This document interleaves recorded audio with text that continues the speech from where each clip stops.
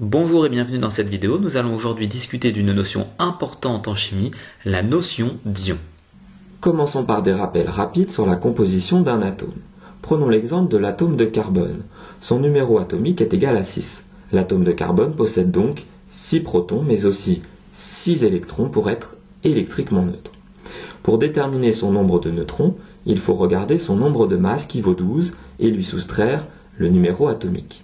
En effectuant la soustraction 12-6, on trouve 6. L'atome de carbone possède donc 6 neutrons. En conclusion, notre atome de carbone est donc constitué de 6 protons, 6 électrons, mais aussi 6 neutrons. Si vous avez besoin d'une piqûre de rappel sur la manière avec laquelle on détermine la composition d'un atome, n'hésitez pas à cliquer sur le lien en haut à droite de cet écran. On va représenter nos atomes de manière simplifiée par un grand cercle qui donc délimite notre atome et un petit cercle qui représentera le noyau de l'atome. Pour notre atome de carbone, on voit que dans son noyau, il y a donc 6 protons et 6 neutrons. Chaque proton va apporter une charge électrique positive. On a donc une charge de plus 6 dans le noyau. Les neutrons, comme leur nom l'indique, sont neutres. Ils ne vont donc pas participer à la charge électrique du noyau. On va donc marquer ce plus 6 au centre de notre représentation simplifiée au niveau du noyau de l'atome. Autour de ce noyau gravitent 6 électrons et chaque électron a une charge électrique négative. La charge électrique totale des électrons est donc égale à moins 6. Ce moins 6 va être placé de cette manière dans notre représentation simplifiée de l'atome. La charge totale de notre atome vaut donc moins 6 plus 6, ce qui est égal à 0 et ce qui est en accord avec le fait qu'un atome doit être électriquement neutre. Une remarque importante, les neutrons ne vont pas intervenir dans le calcul de la charge électrique totale puisque par définition, ils sont neutres. Voyons maintenant ensemble ce qu'est un ion. Il faut savoir qu'il existe 3 familles d'atomes. Les atomes dits généreux, qui ont tendance à donner un ou plusieurs électrons. Ici, notre atome va céder 1, puis 2, puis même 3 électrons. Et de l'autre côté, on retrouve la famille des atomes gourmands qui, eux, sont ravis de pouvoir récupérer, de pouvoir gagner les électrons cédés par l'atome généreux. L'atome gourmand peut, de son côté, capter 1, 2, voire 3 électrons. Il reste une dernière famille, la famille des atomes radins, qui eux ne donnent pas leurs électrons et n'acceptent pas les électrons de l'extérieur. Bref, il n'y a aucun échange. Les atomes généreux et les atomes gourmands vont donc pouvoir perdre ou gagner un ou plusieurs électrons, comme on l'a dit, mais du coup, notre atome n'aura plus autant de protons que d'électrons. L'atome va alors devenir un ion. Un atome radin va quant à lui rester un atome toute sa vie puisque aucun échange n'aura lieu. Il faut bien ici garder en tête que les termes généreux, gourmand et radin ne sont pas des termes scientifiques et sont utilisés ici pour faciliter la compréhension. Une remarque importante, attention, seuls les électrons peuvent être perdus ou gagnés par un atome. Les protons sont en effet comme piégés dans le noyau et ne peuvent pas bouger. Pour être sûr que tout cela est bien compris, faisons ensemble quelques exemples. Pour la suite, nous allons donc prendre des exemples d'ions monoatomiques. Le terme monoatomique sera défini à la fin de cette présentation. Commençons par l'atome de chlore, dont le numéro atomique et le nombre de masses sont ici précisés. On va pouvoir, grâce à cela, déterminer sa composition. Son numéro atomique est égal à 17. L'atome de chlore est donc composé de 17 protons, il y a donc une charge de plus 17 dans son noyau, mais aussi de 17 électrons pour être électriquement neutre. Une charge de moins 17 est donc présente tout autour du noyau de l'atome. Pour déterminer le nombre de neutrons, il faut, pour rappel, soustraire au nombre de masses, qui vaut ici 35, le numéro atomique, qui vaut 17. On trouve que l'atome de chlore possède 18 neutrons. Pour rappel, les neutrons n'ont pas de charge électrique et donc ne participent pas à la charge électrique totale de l'atome. La charge totale vaut moins 17 plus 17, ce qui est égal à 0 et ce qui est en accord avec le fait qu'un atome doit être électriquement neutre. On a donc ici parfaitement déterminé la composition de l'atome de chlore. Sauf que voilà, ce dernier peut facilement gagner un électron. Il fait partie de la famille des gourmands. À partir du moment où il prend un électron, il devient un ion. Voyons maintenant ensemble quelle est la composition de l'ion obtenu en gardant en tête qu'un électron a été gagné. Il faut se rappeler que le nombre de protons ne peut pas changer puisque ces derniers sont piégés dans le noyau de l'atome. On avait 17 protons dans l'atome de chlore, il y en aura autant dans l'ion obtenu et la charge de plus 17 sera donc présente dans le noyau de l'ion. En ce qui concerne les électrons, on l'a dit, un électron a été gagné. On passera donc de 17 électrons dans l'atome de chlore à 18 électrons dans l'ion obtenu. On a donc une charge de moins 18 autour du noyau de l'ion. Les neutrons sont comme les protons piégés dans le noyau et donc resteront en quantité égale. La charge électrique totale de l'ion obtenu est égale à moins 18 plus 17, ce qui est égal à moins 1. On a donc ici déterminé la composition de l'ion obtenu qui s'appelle l'ion chlorure et que l'on note Cl-. On le note Cl- puisque sa charge électrique totale est égale à moins 1. On aurait pu écrire Cl1-, mais pour simplifier les choses, on enlève le 1. Un ion chargé négativement est appelé anion. On en déduit donc que l'atome de chlore va facilement devenir un ion chlorure qui est un anion puisqu'il est chargé négativement en gagnant un électron. Passons maintenant à un autre exemple avec l'atome de sodium dont voici le numéro atomique et le nombre de masses. Commençons par déterminer sa composition. Son numéro atomique est égal à 11. Cela signifie qu'il est composé de 11 protons, mais aussi de 11 électrons pour être électriquement neutre. Il y a 23 moins 11, c'est-à-dire 12 neutrons. La charge totale de l'atome de sodium est égale sans surprise à 0, puisqu'un atome doit être électriquement neutre. Sauf que voilà, l'atome de sodium peut facilement devenir un ion en perdant un électron. En effet, il fait partie de la famille des généreux.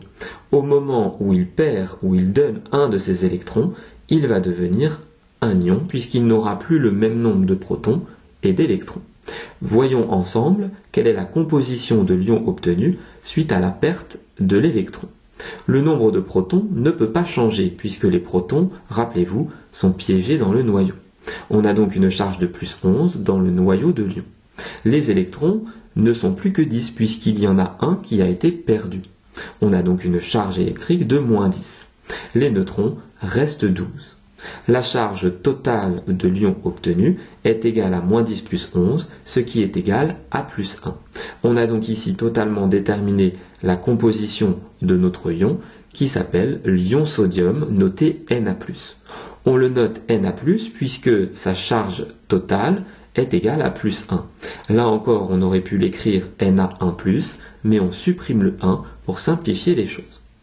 Un ion chargé positivement est appelé cation. On en déduit donc que l'atome de sodium va facilement devenir un ion sodium, qui est un cation, en perdant un électron.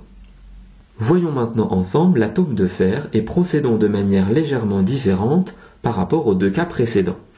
L'atome de fer, noté Fe, peut facilement devenir un ion fer 3, noté Fe3+. L'objectif est de voir comment cet ion a été obtenu à partir de l'atome.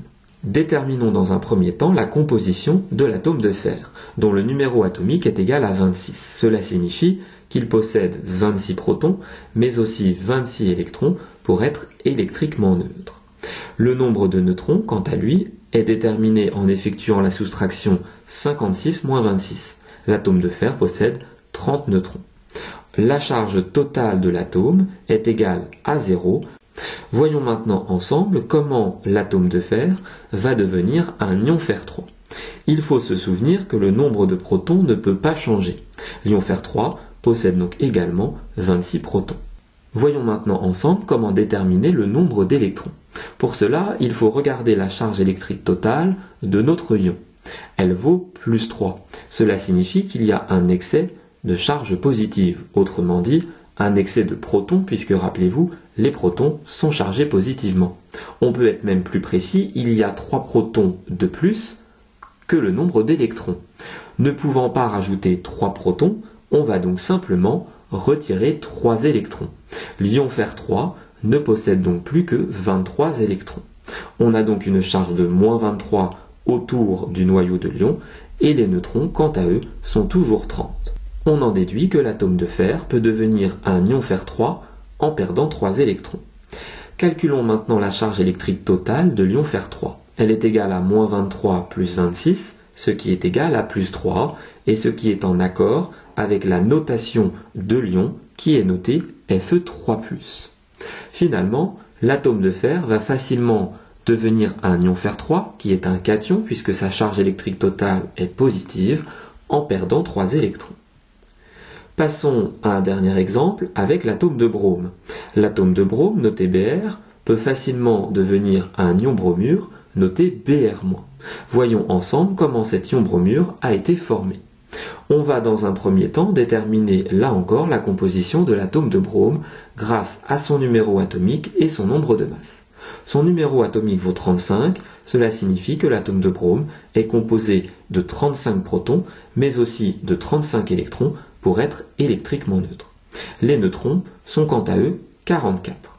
La charge électrique totale de l'atome vaut 0, ce qui est logique. Passons maintenant à l'ion bromure.